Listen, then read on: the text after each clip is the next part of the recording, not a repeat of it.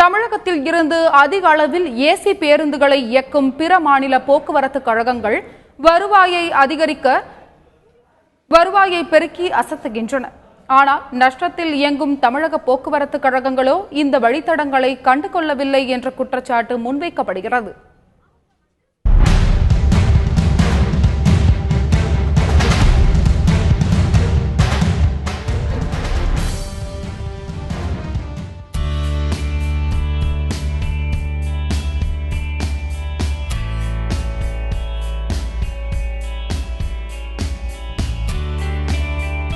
தமிழகத்தில் உள்ள 8 போக்குவரத்து கழகங்களில் இருந்து 22,000க்கும் மேற்பட்ட பேருந்துகள் தமிழகம் மற்றும் பிற மாநிலங்களுக்கு இயக்கப்படுகின்றன.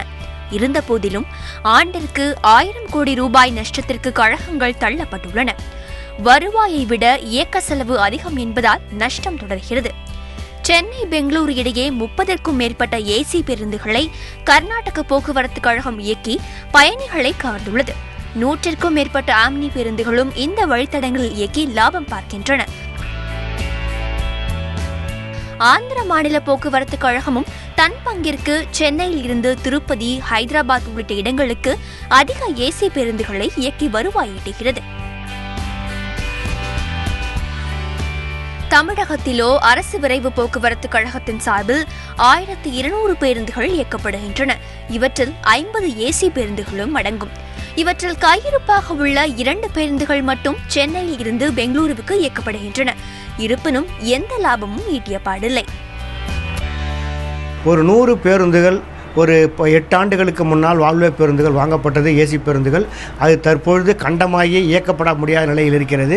இப்பொழுது நவீன தொழில்நுட்பங்களும் புதிய பயணிகளும் வந்திருக்கக்கூடிய சூழ்நிலையிலே அந்த பயணிகளுடைய அதாவது கொஞ்சம் கூடுதலாக செலவு செய்வதற்கு தயாராக இருக்கக்கூடிய பயணிகளின் மார்க்கெட்டை மையமாக வைத்து போக்குவரத்து கழகங்கள் ஓசூர் டு பெங்களூர், அப்புறம் இல்லை தமிழ்நாட்டிலிருந்து பெங்களூர், திருப்பதி, திருவனந்தபுரம் இப்படி இதர மாநிலங்களுக்கு அந்த பேருந்துகளை கூடுதலாக இயக்குவதன் மூலமாக கூடுதலான வருவாயை ஈட்ட முடியும்.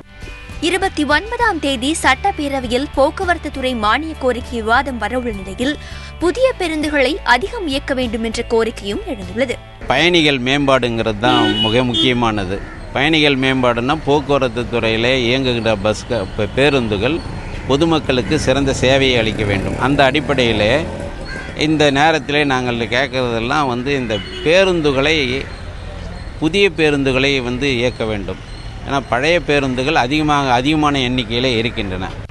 இதற்கு தீர்வு ஏற்பட்டால் போக்குவரத்து கழகங்கள் வருவாய் பெறுவதுடன் குறைந்த கட்டணத்தில் பயணிகள் ஏசி பேருந்தில் பயணிக்கவும் வழி பிறக்கும் நிலை ஏற்படும். தந்தி டிவி செய்திகளுக்காக ஒளிப்பதிவாளர் ராஜ்குமாருடன் செய்தியாளர் விவேகானந்தன்.